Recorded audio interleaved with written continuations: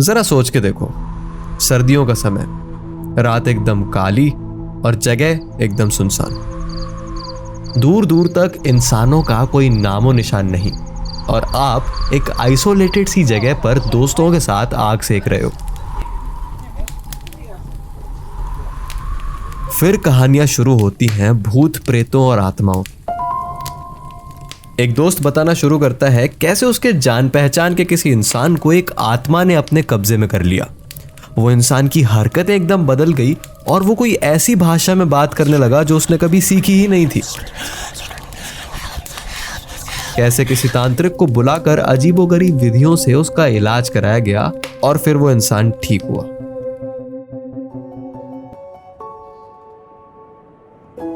अब ऐसी बहुत सी कहानियों को हम लोग ये कहकर डिसमिस कर देते हैं कि अबे ये तो फेक रहा है, ऐसा थोड़ी होता है। लेकिन कुछ कहानियां सुनकर हमारे रोंगटे खड़े हो जाते हैं और हम ये सोचते हैं कि अगर ऐसा कुछ हमारे साथ हो गया तो।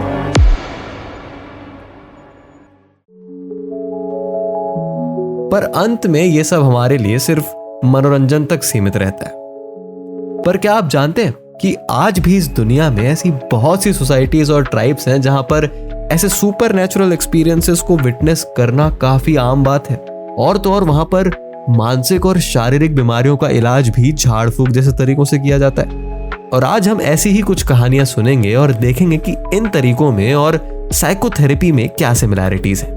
अब ये सारी कहानियां आपको मिलेगी हेनरी एलन बर्गर की किताब the discovery of the unconscious में, जो कि डायनामिक साइकेट्री का एक हिस्टोरिकल अकाउंट है। अब इसकी शुरुआत में हेनरी कहते हैं कि भाई आजकल मार्केट में सैकड़ों साइकोथेरेपीज एग्जिस्ट करती हैं, कुछ एविडेंस बेस्ड तो कुछ कंप्लीटली सूडोसाइंस।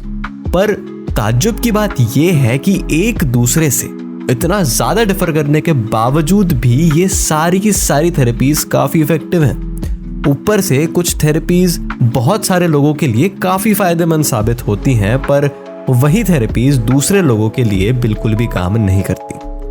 अब भला ये क्या मसला है? इसका जवाब ढूंढने के लिए हम समय में पीछे जाते हैं और देखते हैं कि पुराने जमाने के डॉक्टर्स और शमन्स, जिनको हम आज ऐसे ही अंधविश्वासी और ढोंगी कह के डिसमिस कर देते हैं, वो इन बीमारियों का इलाज कैसे करते थे। और इन कहानियों से हमें पता चलता है कि उनको कुछ ऐसी चीजें पता थी जिनका हम आज भी इस्तेमाल कर रहे हैं। और इससे उठते हैं कई सारे अनसुलझे रहस्य और कुछ महत्वपूर्ण सवाल। तो चलिए बिना किसी देरी के शुरू करते हैं।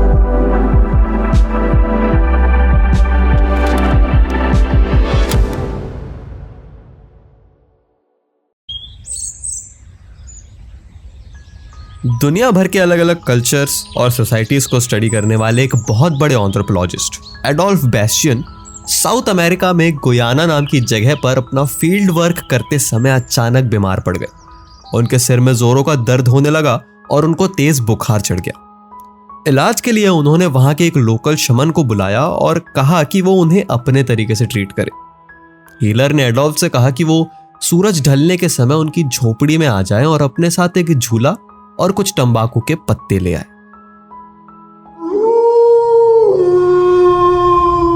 एडोल्फ जब वहां पहुंचे तो झूले को लटकाया गया और तंबाकू के पत्तों को जमीन पर रखे एक पानी के कटोरे में डाल दिया गया। फिर उस झोपड़ी में और 30 लोकल लोग जमा हो गए। वहां ना तो कोई खिड़की थी, ना कोई चिमनी, और दरवाजे को बंद करके घोर अंधेरा कर दिया गया। एडोल्फ को आदेश दिया गया कि वो अपने झूले पर लेट जाएं और बिल्कुल स्थिर रहें। उन्हें यह चेतावनी भी दी गई कि यदि उन्होंने अपना पैर जमीन पर रखा तो उनकी जान खतरे में पड़ जाएगी। दूसरे झूले पर एक छोटे लड़के को लेटाया गया जो कि थोड़ी बहुत इंग्लिश बोलता था। उसका काम था हीलर और कैनाइमा, मतलब भूत या आत्माओं के बीच की बातचीत का अनुवाद करना। हीलर ने फिर कैनाइमा को बुलाना शुरू किया और थोड़ी ही देर में वहां तरह तरह की आवाजें आने लगी, कुछ धीमी तो कुछ बहुत जोरों की। और क्योंकि ये कैनाइमा हवा में उड़ रहे थे, एडोल्फ को उनके पंखों से आती हुई लहरों का एहसास हुआ। एडोल्फ ने उन भूतों को वो तंबाकू के पत्तों को चाटते हुए भी सुना और इस रिचुअल का उन पर बहुत गहरा असर पड़ा, जिससे वो हिप्नोटिक ट्रांस में चले गए। जब शोर कम हुआ तो वो थोड़ा जागे, लेकिन शोर के बढ़ते ही वो फिर से गहरी नींद में डूब गए। ये रिचुअल लगभग 6 घंटों तक चला और तब समाप्त हुआ जब हीलर ने अचानक उनके चेहरे पर हाथ रखा। जब वो उठे तो उनका सर दर्द वैसा का वैसा था, लेकिन इसके बावजूद उस हीलर ने ये कहकर अपनी फीस मांगी कि उसने उन्हें ठीक कर दिया है। इलाज का सबूत दिखाने के लिए उसने कैटरपिलर दिखाया और कहा कि ये वो रोग है जो एडोल्फ को हुआ था और उसने इसे उनके माथे से बाहर निकाला है। अब एडोल्फ ने इस प्रोसीजर पर अपनी किताब में डिटेल में कमेंट किया, पर अनफॉर्चुनेटली वो उस हीलर और भूतों के बीच की बातचीत को ज्यादा सुन और समझ नहीं पाए।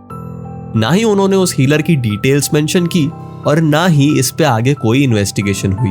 But the good news is that bastion की किताब पहली या इकलौती नहीं है जिसमें प्रिमिटिव मेडिसिन के अकाउंट्स हैं। फॉरेस्ट ई क्लेमेंट्स नाम के एक व्यक्ति ने प्रिमिटिव मेडिसिन को 5 कैटेगरीज में ऑर्गेनाइज किया है, जहां पे एक तरफ हमें डिसीज थ्योरी देखने मिलती है, मतलब वो बीमारी का कारण, और दूसरी तरफ थेरेपी, मतलब उस बीमारी को ठीक करने का तरीका।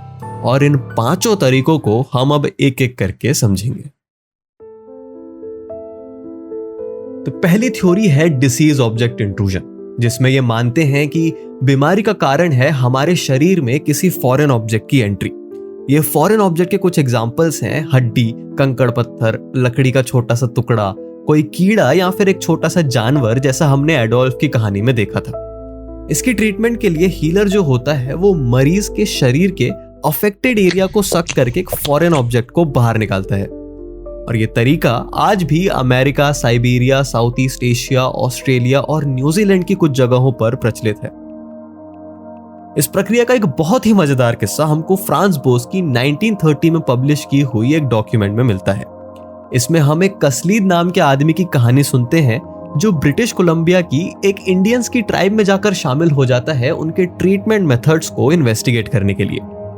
वो कुछ ही दिनों में वहां के शमन्स के साथ बहुत घुल मिल जाता है और कुछ ट्रीटमेंट सेरेमनीज को ऑब्जर्व करता है। ये सेरेमनीज काफी रिचुअलिस्टिक होती हैं, जहां पर एक शमन और उसके 4 असिस्टेंट्स गाना बजाना करते हैं, रिचुअल्स परफॉर्म करते हैं और वो मरीज के फैमिली मेंबर्स के सामने उसका इलाज करते हैं। फिर शमन मरीज के सीने को फील करके बीमारी को लोकेट करता है और उस जगह को सक करके कीड़ा बाहर निकालता है, जिससे वो मरीज ठीक हो जाता है। कुछ ही दिनों बाद कसलीद को भी शमन बनने का इनविटेशन मिलता है, जिसको वो खुशी खुशी एक्सेप्ट कर लेता है। फिर अगले 4 सालों तक कसलीद उन शमन्स की सारी टेक्निक सीखता है, जैसे वो मैजिकल सॉन्ग्स, बीमारियां लोकेट करना और मुंह से कीड़ा निकालना, जो कि असल में एक ट्रिकरी होती है, हाथ की सफाई होती है। और इस टेक्निक को यूज करके वो गांव के कई लोगों को सक्सेसफुली ट्रीट करता है।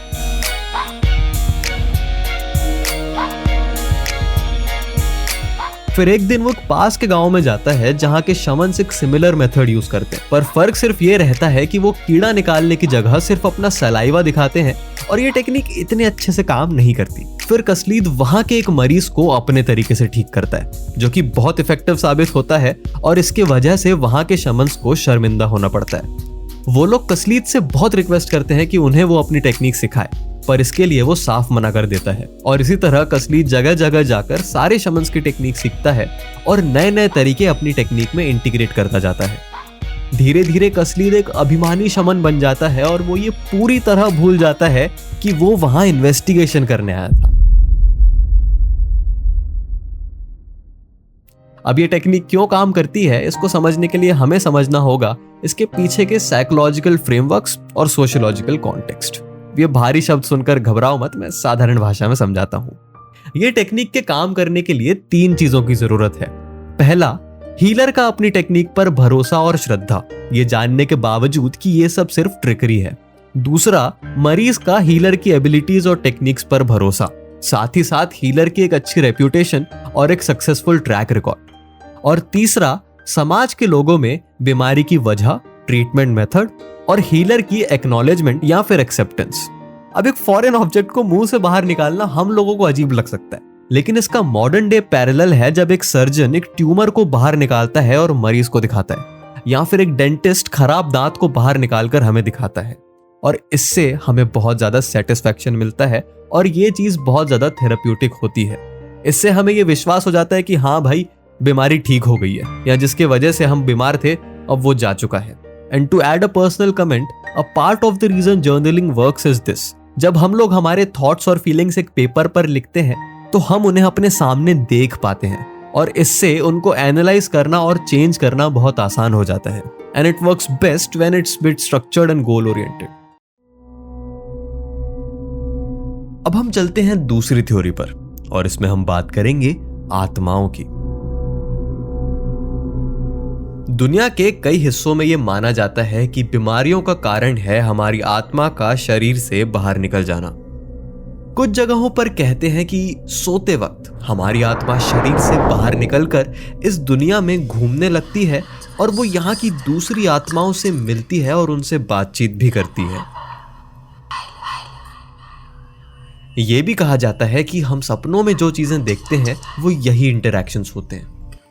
पर कई बार अगर नींद अचानक टूट जाए या आत्मा का किसी प्रकार का एक्सीडेंट हो जाए या फिर बुरी आत्माएं हमारी आत्मा को किडनैप कर ले तो हम बीमार पड़ जाते हैं। इसका एक अच्छा एग्जाम्पल हमें साउथ अमेरिका में पेरू नाम की जगह पर देखने मिलता है जहां पर सुस्तो नाम की एक बीमारी प्रचलित है।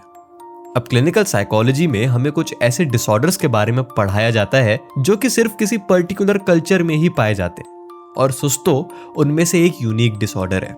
वहां के लोग ये मानते हैं कि जागृत अवस्था में माने वेकफुल स्टेट में भी हमारी आत्मा शरीर छोड़कर जा सकती है अगर हमें भारी सदमा लग जाए या कह लो हमें जोरों का डर लग जाए।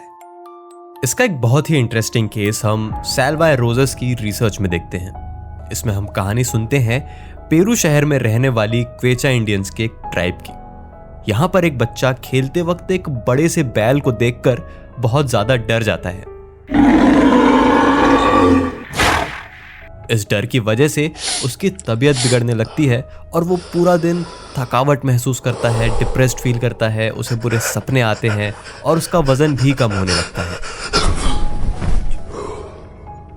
इलाज के लिए उसके घर वाले एक क्यूरांदेरा माने एक फीमेल हीलर को बुलाते हैं जो उसे सुस्तों से डायग्नोस करती है। वो कहती है कि इसकी आत्मा शरीर से निकल चुकी है और पृथ्वी की दूसरी आत्माओं ने उसे अपने पास रख लिया है। उसकी ट्रीटमेंट के लिए फिर शोकमा नाम का एक रिचुअल शुरू होता है। सबसे पहले उस लड़के को सिर से पैर तक एक फूलों, पत्तियों और आटे के मिश्रण से रगड़ा जाता है। इसके बाद इस मिश्रण को एक मेल हीलर को दे दिया जाता है जो कि आगे इस रिचुअल का सबसे जरूरी और मुश्किल काम करता है।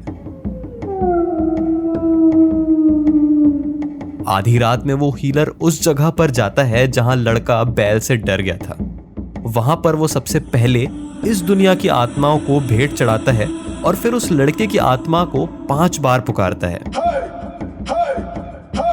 फिर वो सफेद आटे से उस जगह से लेकर लड़के के घर तक एक लकीर बनाता है। ये लकीर उस बच्चे की आत्मा के लिए होती है जिसे देखकर वो शरीर में वापस जा सके। हीलर जब लड़के के घर पहुंचता है तो वो गहरी नींद में अकेला सोया होता है। हीलर फिर धीरे से उसके पैरों से चादर को ऊपर करता है क्योंकि उसका मानना होता है कि यहीं से आत्मा शरीर में वापस जाएगी और वहां पर वो उस लकीर को समाप्त करता है। अगली सुबह जब वो लड़का उठता है तो उसे बेहतर महसूस होता है और वो कुछ ही दिनों में पूरी तरह ठीक हो जाता है। उसके घर वाले मानते हैं कि उसकी तबीयत के ठीक होने का कारण है आत्मा का शरीर में वापस आ जाना। लेकिन अगर वो गहरी नींद में ना सोया होता तो ये रिचुअल असफल हो जाता और इस पूरे रिचुअल को फिर से करना पड़ता। अब हमारे लिए ये बहुत अनबिलीवेबल है, पर यहां पर भी एक कॉमन ग्राउंड मिलता है। अक्सर साइकोलॉजिकल डिसऑर्डर्स की बात करते वक्त हम ये कहते हैं कि पेशेंट का रियलिटी से टच छूट गया है, वो अपने आप से एलियनेट हो गया है, एस्ट्रेंज हो गया है, मतलब अपने ही आप से दूर हो गया है।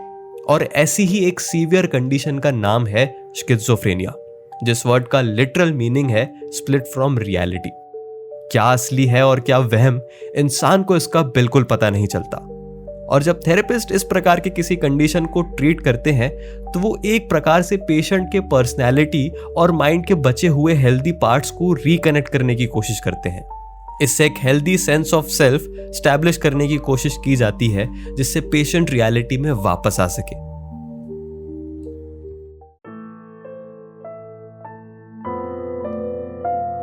अब हम चलते हैं तीसरी थ्योरी पर और इसमें हम बातें करेंगे पोजेशन और एग्जॉर्सिज्म की। यानी आत्माओं के कब्जे और झाड़ फूक की। कुछ कल्चर्स में माना जाता है कि बीमारियों का और अजीबोगरीब हरकतें होने का कारण है इंसान के शरीर में किसी बुरी आत्मा, भूत या सुपर नेचुरल एंटिटी का घुस जाना, जो कि उसे अपने कब्जे में कर लेती है। इसे हम पोजेशन कहते हैं। ये पोजेशन दो प्रकार के होते हैं, सोमनैबुलिस्टिक और ल्यूसिड। सोमनैबुलिस्टिक पोजेशन में इंसान को बिल्कुल होश नहीं रहता, वो उस आत्मा की तरह बर्ताव करता है जिसने उसे पोजेस किया होता है। पर ल्यूसिड पोजेशन में इंसान एकदम कॉन्शियस होता है, उसे पता होता है कि उसके शरीर और मन पर किसी आत्मा का कब्जा है, लेकिन वो उसके कंट्रोल को रेजिस्ट नहीं कर पाता। अब ये पोजीशन या तो स्पॉन्टेनियस हो सकते हैं या फिर आर्टिफिशियल। स्पॉन्टेनियस पोजीशन तब होता है जब इंसान की मर्जी के खिलाफ, बिना उसकी इच्छा के, आत्मा उस पर कब्जा कर लेती है। पर आर्टिफिशियल पोजीशन में इंसान खुद किसी रिचुअल के जरिए किसी आत्मा को अपने शरीर में बुलाता है और उसे कब्जा करने देता है। पोजेस होने के बाद इंसान अक्सर वायलेंट हो जाता है, उसकी आवाज बदल जाती है और उसकी पर्सनैलिटी में कई बदलाव आते हैं। कभी कभी पोजेशन एविडेंट होता है, जैसे कि आत्मा उस इंसान के शरीर के जरिए खुद बात करने लगती है।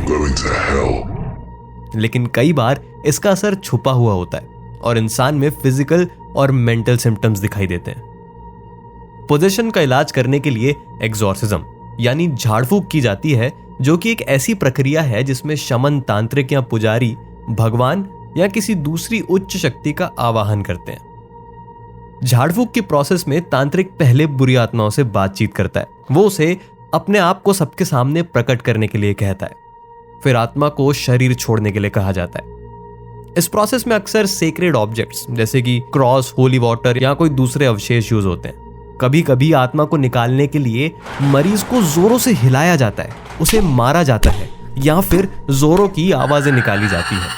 और कुछ केसेस में आत्मा को किसी दूसरी चीज या जानवर में ट्रांसफर कर दिया जाता है, जिसे बाद में तबाह कर दिया जाता है।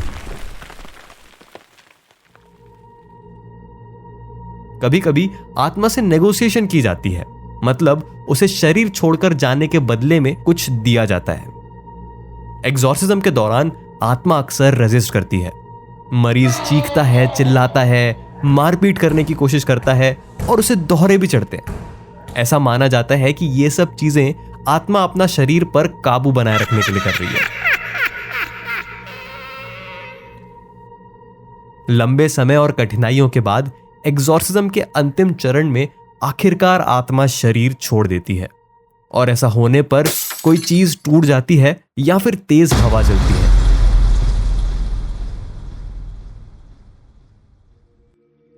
इससे मरीज शांत हो जाता है और धीरे धीरे ठीक होने लगता है। इस प्रक्रिया के बाद तांत्रिक ऊपर वाले को धन्यवाद देता है और कुछ ऐसे रिचुअल्स करता है जिससे यह इंश्योर हो सके कि आत्मा वापस ना आए। अब यह कहना गलत होगा, तांत्रिक इससे पूरी तरह सुरक्षित होते हैं। कई बार जिस आत्मा को भगाने की कोशिश की जा रही होती है, वो मरीज का शरीर छोड़कर तांत्रिक को अपने कब्जे में कर सकती है। इसीलिए तांत्रिक अलग अलग प्रक्रियाओं और प्रार्थनाओं के जरिए अपनी सुरक्षा करते हैं। अब दुनिया भर में एग्जॉर्सिज्म की टेक्निक्स अलग अलग होती हैं, लेकिन इसका बेसिक स्ट्रक्चर सेम होता है। इसको समझने के लिए हम सबसे पहले जापान की एक कहानी सुनेंगे, जो कि हमको मिलती है जर्मन फिजिशियन वॉन बेल्स के अकाउंट्स में।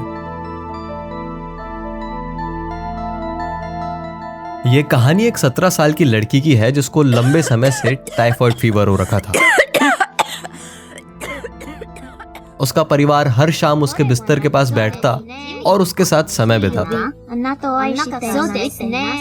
पर एक शाम सूरज के ढलते वक्त किसी ने यूं कह दिया कि अरे, मैंने एक लोमड़ी को घर के अंदर आते हुए देखा। और ये उनके लिए बिल्कुल भी मामूली बात नहीं थी। जापानीज कल्चर में लोमड़ी को ऐसे देखना अशुभ माना जाता है। ये किसी बुरी शक्ति के आने का संकेत होता है। लड़की ने जैसे ही ये सुना, उसके पूरे शरीर में एक अजीब सी ठंडक दौड़ पड़ी। वो कांपने लगी और उसकी आंखों में डर साफ दिखाई दे रहा था। उस समय उसे ऐसा लगा कि लोमड़ी उसके अंदर घुस गई है और अब उसका शरीर उसके खुद के काबू में नहीं है। अगले कुछ दिनों में लड़की का बर्ताव बहुत बदल गया। वो कहने लगी कि अब लोमड़ी उससे बातें कर रही है और वो उसे हुक्म दे रही है। लोमड़ी उसे परेशान करती, उसके साथ खराब तरीके से बातें करती और ऐसा बर्ताव करती जैसे वो उसकी मालकिन बन गई हो। लड़की का परिवार इससे परेशान हो उठा और उन्होंने तुरंत एक जाने माने तांत्रिक को बुलाया जो कि नीचिरीन क्लैन से था। तांत्रिक ने आते ही अपने मंत्रों का जाप शुरू किया और उस लोमड़ी को निकालने की कोशिश की, लेकिन लोमड़ी उस पर हंस पड़ी। उसने तांत्रिक का मजाक उड़ाया और कहा कि तुम्हारे ये मंत्र मुझे बेवकूफ नहीं बना सकते। उसने साफ कह दिया कि अगर वो लोग उससे पीछा छुड़ाना चाहते हैं तो उसे एक शानदार भोजन देना होगा। लोमड़ी ने कहा कि एक खास दिन पर किसी इंसान को यहाँ से 12 किलोमीटर दूर मौजूद एक फॉक्स टेम्पल में जाना होगा और अपने साथ खास तरीके से तैयार किए गए चावल के 2 बर्तन ले जाने होंगे, जिसमें भुने हुए दाल के केक, चूहे और कुछ कच्ची सब्जियां होंगी। ये सभी वो चीजें थी जो लोमड़ियों का पसंदीदा भोजन माना जाता है। परिवार ने डर के मारे उनकी सभी शर्तें मान ली और फिर वो दिन आया। ठीक 4 बजे जब उस मंदिर में खाना रखा गया, लड़की ने एक गहरी सांस ली और धीरे से कहा, वो चला गया।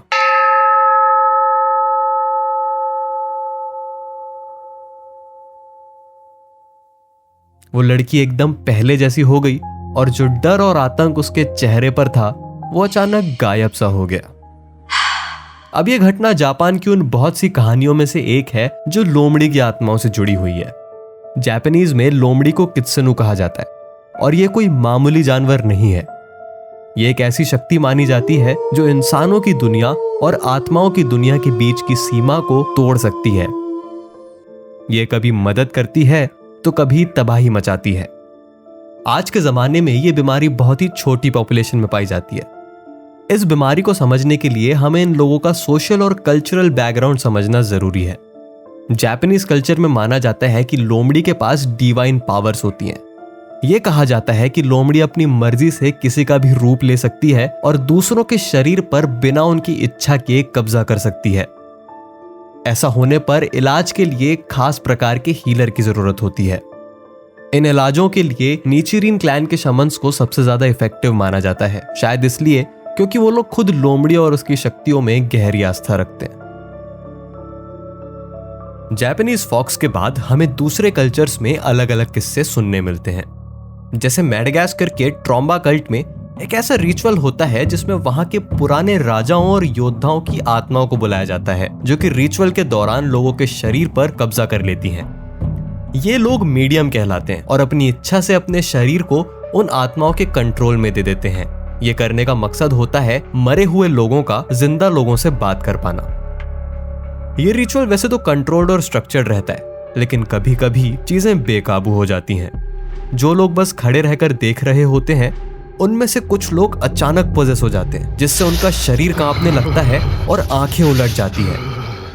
ऐसा लगता है कि कोई इनविजिबल एनर्जी उन पर हावी हो गई हो। साइकोलॉजी में ये एक प्रकार का मास साइकोसिस कहलाता है। कुछ ऐसा ही हेशियन वुडू में भी होता है, जहां पर लोआ कहलाने वाली आत्माएं लोगों पर कब्जा कर लेती हैं। आसपास खड़े रहकर देख रहे लोग लाचार महसूस करते हैं और वहां पर एक गहरे डर का माहौल बना रहता है। इसके अलावा हमें जापान के मिनोबु टेम्पल में एक ऐसा रिचुअल देखने मिलता है जहां पर भक्त घंटों तक बड़े बड़े डरावने दिखने वाले देवताओं की मूर्तियों के सामने बैठकर प्रार्थनाएं करते हैं। वो लगातार झूमते रहते हैं और मंत्र पढ़ते रहते हैं। कुछ समय बाद अजीब चीजें होती हैं।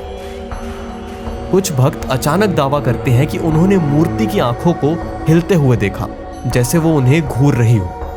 उसी समय उन्हें महसूस होता है कि एक सांप या शेर उनके शरीर में घुस गया है, और ये इतनी इंटेंस फीलिंग होती है कि वो बेहोशी की हालत में तड़पने लगते हैं। ये देखते ही उनके परिवार और साथी भक्त दौड़कर उनकी मदद करने की कोशिश करते हैं। और तो और जो लोग इसे देख रहे होते हैं वो भी उस समय अचानक पोजेस हो सकते हैं, इसलिए हर कोई डरा हुआ होता है।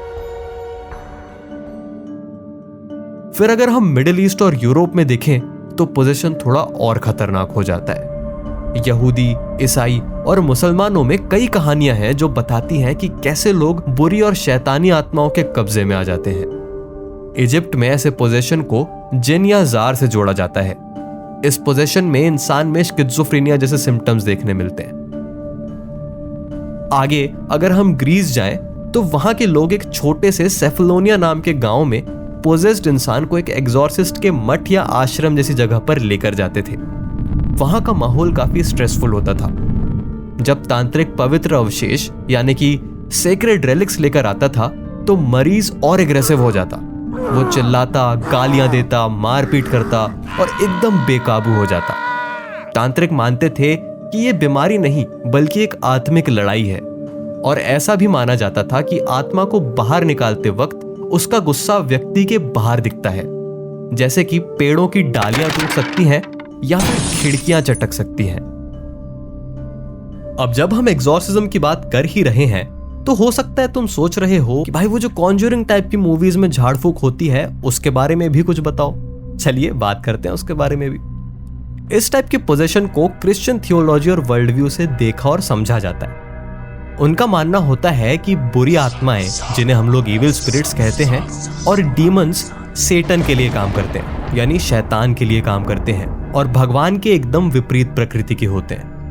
ये इंसान से पाप करवा कर उसको भगवान से दूर ले जाते हैं और धीरे धीरे उसे तबाह कर देते हैं। ये शक्तियां इंसान के शरीर में घुसकर उसे अपने वश में कर सकती हैं। ऐसा उन लोगों के साथ ज्यादा होता है जो कि ज्यादा पाप करते हैं, स्पिरिचुअली वल्नरेबल होते हैं, जादू टोना करने की कोशिश करते हैं, या फिर शैतान को खुद किसी तरह न्योता देते हैं अपने शरीर में आने के लिए।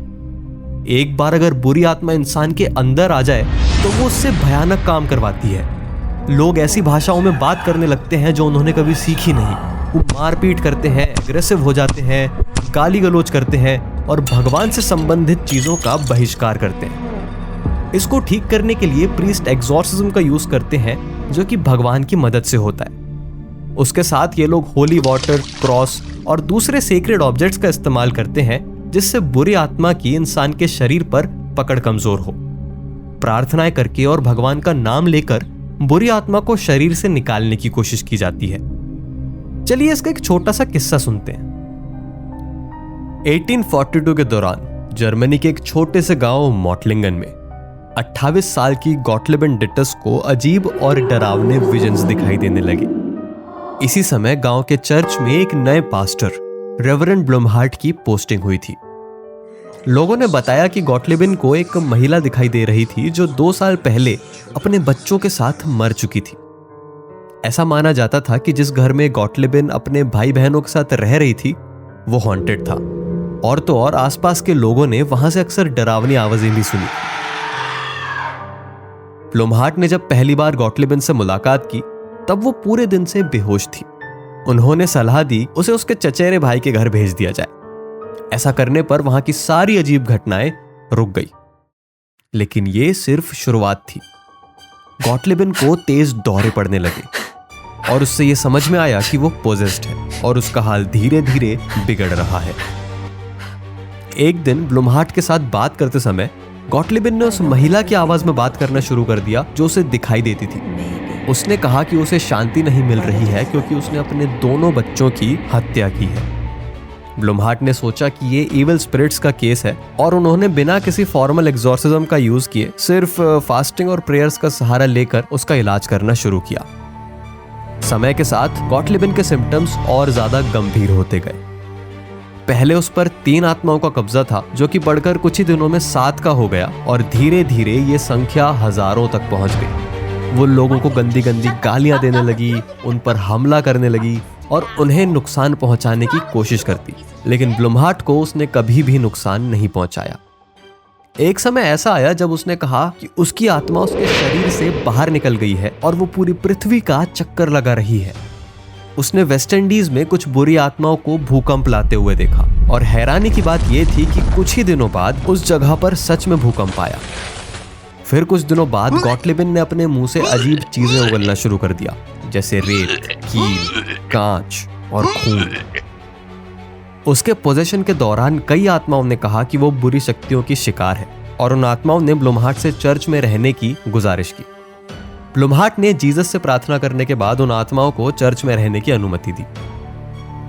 इतने गंभीर लक्षणों के बावजूद ब्लूमहार्ट का गॉटलिबिन पर प्रभाव बढ़ता गया। धीरे धीरे उसने ब्लूमहार्ट के ऑर्डर्स को फॉलो करना शुरू कर दिया। दिसंबर 1843 में बुरी आत्माओं ने गॉटलिबिन और उसके भाई बहन पर जोरदार हमला किया। उसका भाई तो जल्दी ही ठीक हो गया, लेकिन उसकी बहन कैथरीन अगला शिकार बन गई। उसने गॉटलिबिन की तरह बर्ताव करना शुरू कर दिया। फिर 28 दिसंबर 1843 की रात एक लंबी और भयानक लड़ाई के बाद कैथरीन ने जोर से चिल्लाया, Jesus is the victor. और इसी के साथ बुरी आत्माएं हार गई और अगली सुबह दोनों बहनें मुक्त हो गई। अब इन सारे एक्सपीरियंसेस को समझने के लिए हमें बहुत से पर्सपेक्टिव्स को ध्यान में रखना होता है, जैसे कि socio cultural, historical, religious, biological या मेडिकल और इवन साइकोलॉजिकल फैक्टर्स। पर फिलहाल अगर हम ऐसी घटनाओं और मॉडर्न साइकोथेरेपीज में सिमिलैरिटी ढूंढने की कोशिश करें तो हमें कुछ कॉमन फैक्टर्स मिलते हैं। फॉर एग्जाम्पल, पास्टर ने पेशेंट से मिलने के पहले तैयारी की थी। ये तैयारी सिर्फ स्पिरिचुअल स्ट्रेंथ के लिए नहीं बल्कि अपनी साइकोलॉजिकल स्ट्रेंथ के लिए भी जरूरी है। थेरेपी की पढ़ाई के वक्त हमें ट्रांसफरेंस और काउंटर ट्रांसफरेंस के बारे में पढ़ाया जाता है। ट्रांसफरेंस मतलब जब क्लाइंट थेरेपिस्ट पर अपनी अनरिजॉल्व्ड फीलिंग्स को अनकॉन्शियसली प्रोजेक्ट करे। फॉर एग्जाम्पल, क्लाइंट थेरेपिस्ट को अपने पेरेंटल फिगर की तरह देख सकता है और उनके प्रति वो जैसा भी फील करता हो अपने थेरेपिस्ट के साथ वो उसी तरह बर्ताव करने लग जाता है, जैसे कि बहुत ज्यादा प्यार, गुस्सा या डिपेंडेंसी एक्सप्रेस करना। काउंटर ट्रांसफरेंस तब होता है जब थेरेपिस्ट क्लाइंट के प्रति अपनी खुद की अनरिजॉल्व्ड फीलिंग्स को प्रोजेक्ट करे। जैसे हो सकता है थेरेपिस्ट क्लाइंट को अपने बच्चे या छोटे भाई बहन की तरह देखे और उसके साथ किसी न किसी तरह वैसा ही बर्ताव भी करने लग जाए। थेरेपिस्ट को ट्रेनिंग के दौरान इस चीज का खास ध्यान रखने कहा जाता है, क्योंकि क्लाइंट्स कई बार डिपेंडेंसी प्रोजेक्ट करते हैं, अपने आप को विक्टिम की तरह दिखाते हैं और बहुत कन्विंसिंग स्टोरीज भी सुनाते हैं थेरेपिस्ट का अप्रूवल और सिंपैथी गेन करने के लिए। और इसके साथ ही थेरेपिस्ट अपने आप को रेस्क्यूअर या प्रोटेक्टर समझने की भूल कर बैठते हैं। ऐसा भी होता है कि क्लाइंट्स जानबूझकर थेरेपिस्ट को छेड़ें, उनसे गलत बातें कहें और ऐसी बातें कहें जो थेरेपिस्ट को वहां चुभेगी जहां उसे सबसे ज्यादा दर्द होगा। ऐसे में थेरेपिस्ट अगर अपना आपा खो दे तो सारी बात बिगड़ जाती है, थेराप्यूटिक रिलेशनशिप खत्म और ट्रीटमेंट भी खत्म। और तो और ये क्लाइंट और थेरेपिस्ट दोनों के लिए हानिकारक होता है। इसीलिए सारे थेरेपिस्ट्स खुद भी थेरेपी लेते हैं। इससे वो अपने खुद के इमोशंस, फीलिंग्स और ट्रिगर्स को बेहतर समझकर काबू में करने की कोशिश करते हैं। हर थेरेपी सेशन के बाद इंट्रोस्पेक्शन, रिफ्लेक्शन और सेल्फ एनालिसिस चलता रहता है और ये एक लाइफ लॉन्ग प्रोसेस है। हम सीखना कभी भी बंद नहीं करते। गॉटलिबिन के केस में पास्टर ने उससे मिलने के पहले जो प्रिपरेशन की थी वो उनके काउंटर ट्रांसफरेंस और पॉसिबल रिएक्शंस को काबू में करने के लिए थी। इसको तुम ऐसे समझ सकते हो, पास्टर का भगवान पर पूरा भरोसा और विश्वास रहता है, पूरी श्रद्धा रहती है, यहां तक कि उनकी पूरी जिंदगी भगवान के लिए समर्पित होती है। वहीं दूसरी ओर अगर कोई इंसान भगवान के बारे में बुरा कहे, उसे गाली दे, तो एक रिलीजियस इंसान का खून खौल सकता है। इसीलिए ऐसे पेशेंट्स या क्लाइंट से इंटरैक्ट करने के पहले साइकोलॉजिकल प्रिपरेशन जरूरी है। नेक्स्ट आती है थेराप्यूटिक रिलेशनशिप। इसके बारे में हम घंटों बातें कर सकते हैं, पर अभी के लिए समझें कि थेरेपी में रिलेशनशिप सबसे ज्यादा ऊपर होती है। आज के समय पर 250 से ज्यादा साइकोथेरेपीज एग्जिस्ट करती हैं और ऑलमोस्ट सब की सब बहुत सारे क्लाइंट्स के लिए काफी इफेक्टिव हैं। एक दूसरे से इतना ज्यादा डिफर करने के बाद भी ये काम करती हैं, क्योंकि इनका जो कॉमन डिनोमिनेटर है वो होता है थेराप्यूटिक अलायंस, जिसको बनाने के लिए और बरकरार रखने के लिए थेरेपिस्ट का नॉन जजमेंटल नेचर और एम्पैथी बहुत जरूरी है। कितना भी विचित्र और अजीब क्यों न हो, थेरेपिस्ट अपने क्लाइंट या पेशेंट की दुनिया को उसकी नजर से समझने की कोशिश करते हैं। इससे धीरे धीरे क्लाइंट का थेरेपिस्ट पर भरोसा और फेथ बढ़ती है। फिर आते हैं पेशेंस और परसिस्टेंस। ट्रीटमेंट के दौरान क्लाइंट के सिम्टम्स बद से बदतर हो सकते हैं।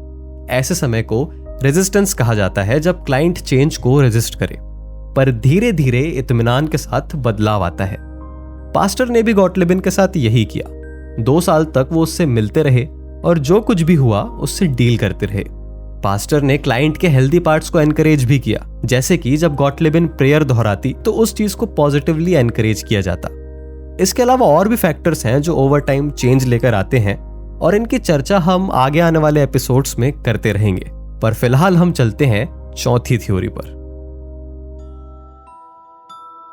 बहुत सी जगहों पर माना जाता है कि अगर कोई इंसान एक सोशल ट्रेडिशन का उल्लंघन करे तो वो बीमार पड़ जाता है। इसके कुछ एग्जाम्पल्स हैं किसी रिस्ट्रिक्टेड फ्रूट को खाना, अपने पार्टनर पर चीट करना या परिवार में चली आ रही किसी परंपरा को तोड़ देना। कहा जाता है कि ऐसा करने से वहां की आत्माएं और पूर्वज इससे नाराज हो जाते हैं और सजा के तौर पर इंसान को बीमार कर देते हैं। और तो और ऐसा करने से उसकी मौत भी हो सकती है। अगर कोई इंसान ऐसा करने की वजह से बीमार पड़ जाए तो उसको बचाने का एक ही उपाय होता है, प्रायश्चित। ये प्रायश्चित या कन्फेशन सबके सामने किया जाता है, जहां इंसान अपनी गलती कबूल करता है और उसे इस बात का पछतावा भी होता है। इसकी एक कहानी हमें फ्रेंच कॉन्गो में सुनने मिलती है, जहां पर एक बार एक ओंगी नाम का लड़का एक ऐसा केला खा लेता है जो उस बर्तन में बनाया गया था जिसमें पहले मेनियोक नाम का एक भोजन पकाया गया था। ये एक ऐसी डिश है जिसे खाने के लिए उसके पूर्वजों ने सख्त मना किया था। उसके दादा दादी ने उसे बताया था कि अगर उसने कभी मेनियोक का एक टुकड़ा भी खा लिया तो उसकी मौत हो जाएगी। जैसे ही ओंगी को इस बात का एहसास हुआ, उसे घबराहट होने लगी। वो डर से इतना भर गया कि उसे दौरे चढ़ने लगे। उसने सोचा कि उसने अब एक पवित्र नियम तोड़ दिया है और अब उसकी मौत पक्की है। वो तड़पते हुए जमीन पर गिर गया और गांव वाले उसे बस देखते रहे। सब समझ गए कि यह कोई मामूली बीमारी नहीं, बल्कि किसी परंपरा को तोड़ने की सजा है जिस पर अब कोई भी दवा काम नहीं करेगी। उन्होंने फिर भी एक डॉक्टर को बुलाया, जो वहां का एक लोकल उपचार लेकर आया जिसमें कुछ अंडे और जड़ी बूटियों का मिश्रण था। लेकिन जब तक वो डॉक्टर वहां पहुंचा, तब तक बहुत देर हो चुकी थी। ओंगी की सांसें रुक चुकी थी और उसका दिल धड़कना बंद हो गया था। अब अगर आपको ये अनबिलीवेबल लग रहा हो, तो जरा कभी अपने नजदीकी मेंटल असाइलम में चक्कर लगाना। इन द मीन टाइम हमें तेरे नाम, द मशीनिस्ट और शेक्सपियर के प्लेज मैकबेथ और हेमलेट में कुछ ऐसे कैरेक्टर्स देखने मिलते हैं जो कुछ मॉरली गलत काम करने के बाद साइकोटिक सिम्टम्स डेवलप कर लेते हैं। ऐसी एक और कहानी हमें सुनने मिलती है एक 42 वर्ष की महिला की, जिसको भयंकर निमोनिया हो गया था। बीमार रहने के 5 दिन बाद जब उसे अस्पताल में लाया गया तो उसकी हालत बहुत गंभीर हो चुकी थी। उसकी पल्स 120 थी, तापमान 40 डिग्री सेल्सियस और उसे सांस लेने में बहुत तकलीफ हो रही थी। अगले दिन दवाइयों के बावजूद उसकी हालत और खराब हो गई। ये वो समय था जब एंटीबायोटिक्स अवेलेबल नहीं थे। बीमारी के 6ठे दिन शाम के समय उसकी पल्स 150 के करीब पहुंच गई और उसका शरीर ठंडे पसीने से ढक गया। उसकी आंखों में डर साफ दिखाई दे रहा था और वो बार बार कह रही थी कि वो मरने वाली है। उस दिन उसे डॉक्टर एल्डनहोवन ने देखा और कुछ ट्रीटमेंट्स प्रिस्क्राइब की, ये सोचकर कि इससे उसे थोड़ा समय मिल जाएगा। डॉक्टर ने कहा कि कल सुबह तुम्हारी बहन तुमसे मिलने आएगी, और वो महिला अपनी इस बहन से काफी क्लोज थी और उसने डॉक्टर से बहुत ही धीमी आवाज में कहा कि कल सुबह से पहले वो मर जाएगी और यही उसकी सजा होगी। फिर डॉक्टर ने उससे इत्मीनान से कहा, सजा? फिर तो तुम नहीं मरोगी। हम इस बात का ध्यान रखेंगे कि तुम अपनी गलती का प्रायश्चित और भुगतान इसी दुनिया में करो, परलोक में नहीं। उस महिला को उस समय ऐसा लगा कि कोई तो है जो उसकी बात सुनेगा और समझेगा। यह सुनकर उसके मन में एक उम्मीद की किरण जगी और उसने अपने परिवार वालों को कमरे से बाहर जाने को कहा। फिर उसने डॉक्टर को बताया कि उसने अपने पति पर चीट किया है, जो कि अभी किसी दूसरे देश में प्रिजनर ऑफ वॉर है, और अब यह बीमारी और मौत शायद उसकी सजा है। इस कन्फेशन के तुरंत बाद उस महिला की हालत में मानो चमत्कारी बदलाव आया। उसकी आंखों का डर गायब हो गया और उसके पल्स और टेम्परेचर भी नॉर्मल हो गए। वो इतनी बेहतर हो गई कि अगली सुबह उसने खुशी से अपनी कॉफी पी, नाश्ता किया, अपनी बहन से मिली और थोड़े ही दिनों में डिस्चार्ज हो गई। अब ऐसे केसेस और ट्रीटमेंट मेथड्स सिर्फ पुराने जमाने या सूडो साइंस तक सीमित नहीं है। ये चीजें हम खुद अपने जीवन में देख सकते हैं। इसको ऐसे समझो, हम सब एक सोसाइटी का, एक कम्युनिटी का पार्ट हैं, जिसके कुछ मॉरल कोड्स हैं, नॉर्म्स हैं, एक्सेप्टेबल और अनएक्सेप्टेबल बिहेवियर्स हैं, और इनके बेसिस पर कहीं ना कहीं हम अपने पर्सनल मॉरल्स बनाते हैं और उनको फॉलो करने की कोशिश करते हैं। पर अगर कभी कुछ गलती हो जाए, कुछ बड़ी गलती, तो हमें कैसा लगता है?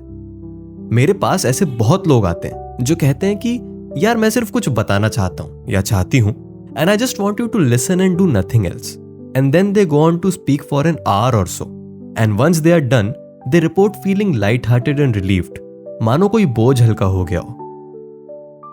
तुमने भी कभी अपने चेस्ट में एक हैवीनेस फील की होगी, तुम्हारा बात करने का मन किया होगा, पर तुमने सोचा होगा कि यार ये बात किससे करूं, कौन समझेगा इसे। और अगर कोई ऐसा इंसान मिल जाए जो तुम्हारी बात सुने और समझे बिना तुम्हें जज किए, और तुम्हें ये ना बोले कि तुम बेवकूफ हो ऐसा फील करने के लिए, तो उससे अपनी फीलिंग्स शेयर करके कितना अच्छा महसूस होता है, कितना हल्का महसूस होता है। इस पूरे पिक्चर में सोशल ग्रुप एक इंपॉर्टेंट पार्ट प्ले करता है। हम हमेशा एक कम्युनिटी का हिस्सा होते हैं। तुम कितने भी बड़े इंट्रोवर्ट या इंडिविजुअलिस्टिक क्यों ना हो, हमेशा एक समाज के हिस्से हो। एल्फ्रेड एडलर नाम का एक साइकोलॉजिस्ट भी यही कहता था। और सोशल आइसोलेशन लिटरली स्पीकिंग हमारे लिए जानलेवा हो सकता है। अगर तुमने कभी लोनली फील किया हो, हर एक इंसान से रिजेक्टेड फील किया हो, then you know what I am talking about. अब अगर हम आगे बढ़ें तो इन तरीकों के अलावा भी हमें प्रिमिटिव मेडिसिन में बहुत से तरीके देखने मिलते हैं, जैसे कि healing through gratifications of frustrations, जिसमें यह माना जाता है कि बीमारियां तब होती है जब इंसान की इच्छाएं और वासनाएं पूरी नहीं होती। हीलर उस इंसान के सपनों को समझता है और पूरा समाज किसी न किसी तरह उसके सपनों को पूरा करने की कोशिश करता है। कुछ केसेस में बीमार इंसान को कुछ चीजें दी जाती है जो उसके सपनों में देखी हुई चीजों को रिजेंबल करती है। एक छोटी सी रफ एनालॉजी अगर हम ड्रॉ करें तो भूल भुलैया में जब मंजुलिका की आत्मा को राजा की बलि चाहिए होती है, राजा की जगह एक पुतले को मारा जाता है और उसकी आत्मा शरीर छोड़कर चली जाती है। फिर हमें देखने मिलती है सेरेमोनियल हीलिंग, जहां बीमार इंसान को ट्रीट करने के लिए बहुत सारे लोग इकट्ठा होते हैं। जैसा कि अभी तक हमने देखा है, सारे ट्रीटमेंट मेथड्स में सेरेमनीज होती हैं और पूरा समाज इन्वॉल्व होता है। ऐसे ही एक प्रकार की हीलिंग होती है जिसमें इंसान को वही चीजें दिखाई जाती है जिनके वजह से बीमारियां ट्रॉमा हुआ था। जैसे एक केस में बीमार व्यक्ति को देखने के बाद हीलर का कहना था कि यह बीमार इसलिए पड़ा है क्योंकि खेलते वक्त इसने समुद्र में रहने वाले एक बड़े से राक्षस को देख लिया है। उसके इलाज के लिए एक सेरेमनी हुई जिसमें हीलर ने एक 6 फुट लंबे सांप का कॉस्ट्यूम पहना और मरीज के सामने आया। ये देखकर मरीज बहुत ज्यादा घबरा गया और वो लोगों को मारने के लिए दौड़ पड़ा। फिर 6 लोगों ने उसे कंट्रोल किया और वो थोड़ी ही देर में बेहोश हो गया। जब उसे होश आया तो हीलर ने उसे नहलाया और पानी पिलाते हुए ये बताया कि उसने समुद्र में रहने वाले एक राक्षस को देखा था जिसके वजह से वो बीमार पड़ गया था। फिर उसकी तबीयत कुछ ही दिनों में ठीक हो गई। इसको हम कंपेयर कर सकते हैं शॉक थेरेपी, एक्सपोजर थेरेपी और साइकोड्रामा से। फिर अगला तरीका है इंक्यूबेशन का, जो कि एंशिएंट ग्रीस में काफी प्रचलित था। जब कोई इंसान बीमार पड़ जाता था तो वो एक मंदिर या किसी पवित्र जगह पर जाता था और पूरी रात वहां गुजारता था। माना जाता था कि सपने में या फिर डिवाइन इंटरवेंशन के थ्रू भगवान या कोई अच्छी आत्मा उस इंसान का इलाज करेंगी। या तो सपने में इंस्ट्रक्शंस मिलते थे या फिर नींद के दौरान इलाज शुरू हो जाता था। जैसे एपिडोरस नाम की एक जगह है जहां ग्रीक मैथोलॉजी में मेडिसिन के भगवान एस्क्लेपियस का एक मंदिर है। वहां दूर दूर से लोग अपनी बीमारियों का इलाज कराने आते थे। यहाँ हमें एक एरिस्टाइड नाम के आदमी की कहानी सुनने मिलती है जिसको कोई स्किन की बीमारी थी। उसने बहुत से इलाज ट्राई किए थे पर किसी का कोई असर नहीं पड़ा। जब वो एस्क्लेपियस के मंदिर आया तो सबसे पहले उससे कुछ प्योरिफिकेशन रिचुअल्स करवाए गए और उसने भगवान को कुछ भेंट चढ़ाई। फिर एक रात वो मंदिर में एक बड़े से पत्थर पर सोया और भगवान से ठीक होने की प्रार्थनाएं की। सपने में उसने एक सांप को देखा जो कि एस्क्लेपियस का ही एक रूप माना जाता है। वो सांप उसके शरीर से लिपट गया और उसके जख्मों को चाटने लगा। सपने में उस सांप की जीभ से एरिस्टाइड को बहुत सुकून मिला और उसे लगा कि उसकी बीमारी उसका शरीर छोड़कर जा रही है। जब वो अगली सुबह उठा तो उसके घाव ठीक होने लगे थे और कुछ दिनों बाद उसकी स्किन पूरी तरह ठीक हो गई। पर्सनली मेरे साथ भी कुछ ऐसा हुआ है, लेकिन सिर्फ छोटी मोटी चीजों पर। एक डॉक्टर है जिनके पास मैं 4-5 बार कंसल्टेशंस के लिए गया था। उनका नेचर और चीजों को समझाने का तरीका बहुत अच्छा था और मैं ठीक भी जल्दी हो गया था। लेकिन एक बार जब मैं पुणे में था, उस डॉक्टर से मीलों दूर, और मेरी तबीयत बिगड़ी तो मैंने सपने में देखा कि मैं उनके पास एक कंसल्टेशन के लिए गया हूं और उन्होंने मुझे दवाई दी है। इसके 1-2 दिन बाद मैं बिना किसी दवाई के ठीक हो गया। But more than healing, the pain was relieved immediately after having this dream. समझने वाली बात यह है कि यहां पर हम बात कर रहे हैं कुछ बहुत ही गहरे टॉपिक्स की, जैसे कि healing nature of our body, faith based healing, placebo और सबकॉन्शियस माइंड। इन सब के बाद 16th और 17th सेंचुरी में साइंटिफिक रिवॉल्यूशन आई। इस पीरियड को हम रेनेसांस पीरियड कहते हैं। यहाँ चीजें और रैशनल होने लगी और डेटा और फैक्ट ड्रिवन होने लगी। जहां पर भी ऐसा ना होता, उस टेक्निक और थ्योरी को रिजेक्ट कर दिया जाता। अब यहां से हमको फर्क देखने मिलता है प्रिमिटिव और मॉडर्न मेडिसिन में।